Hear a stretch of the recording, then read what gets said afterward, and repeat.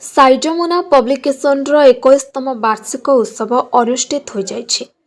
Salepur high school प्रेक्षालय रे एही उत्सव रे उद्घाटक भावे टांगी सालेपुर विधायक प्रशांत कुमार बेहेरा, मुख्य अतिथि शशधर पंडा,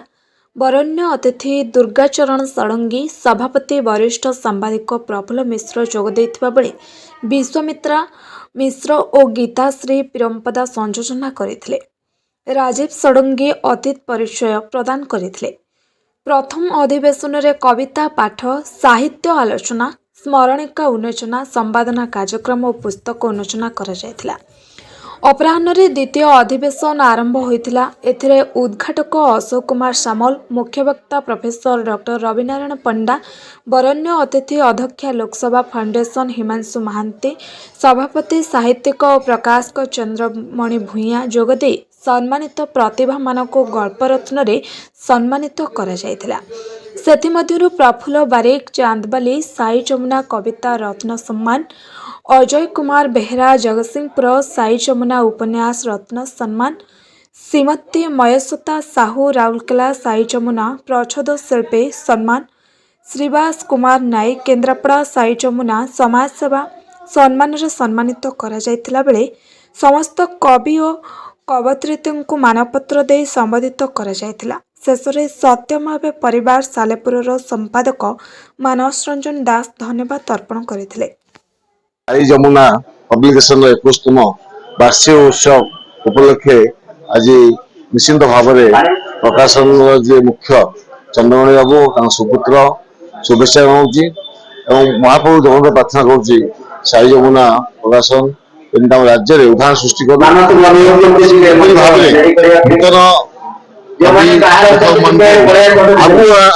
सुजोग सृष्टि कर धन्यवाद जनाऊँगी। आम अंचल हूँ मधुबाबू जन्ममाटी और कथा सम्राट सुरेन्द्र जन्ममाटी कि अधिक साहित्य सृष्टि से दिगरे समस्त सहयोग कामना कर समाजसेवी साहित्य संगठक कटक आज सालेपुर हाईस्कूल साई जमुनार 21तम वार्षिक उत्सव सभा कार्य संवर्धना कविता कार्यक्रम चली प्रथम अधिवेशन बहु अतिथि मान उन्मोचन सभा कार्य संवर्धना द्वितीय अधिवेशन अतिथि मान गहन पुस्तक उन्मोचन संवर्धना भी कर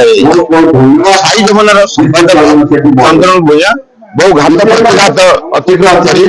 20 वर्ष अतिक्रम कर 21तम वर्ष आज चित्रकला नदी रे जो गछटी लगे वर्तमान कड़ सृष्टि चार 5 वर्ष पर निश्चित कड़टी फूल परिणत हम जो लक्ष्य निश्चय पूर्ण हम मुख्य हूँ साहित्य को भल पाती आम ओडिया भल पाती लक्ष्य कर प्रत्येक साहित्यिक मान नहीं साहित्यिक मान नहीं कार्यक्रम कर साहित्य को आगे जो भूमिका रही प्रशंसार बहु ऊपर आशा रखा जगन्नाथ प्रार्थना करवा साहित्य अवदान रो आगू बढ़ी मोर प्रार्थना बढ़िया आप प्रिंट मीडियम इलेक्ट्रॉनिक मीडियम को अनुरोध करी जिते प्रचार प्रसार करेंगे साहित्य से जो मैंने अंधकार था आलोक आने मीडिया मुख्य भूमिका थाए मैंने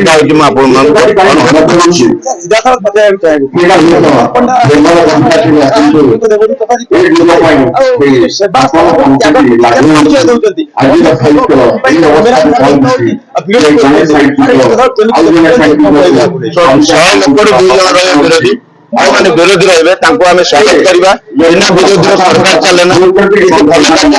खराब शुणा पड़ो खराब जो मैंने खराब विदा करे कारण विरोधी समय आस समय आसवे तेणु धन्यवाद दिए या द्वारा विभिन्न साहित्य सर कौन परिचय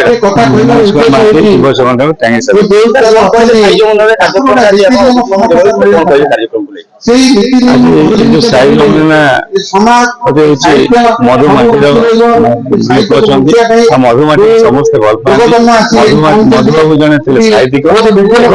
सालेपुर माटी साहित्यिक माटी उद्यम समस्त भल लेखा भाषा ସହଯୋଗ ନେଇକି ସାହିତ୍ୟ ବଞ୍ଚ ବୋଲି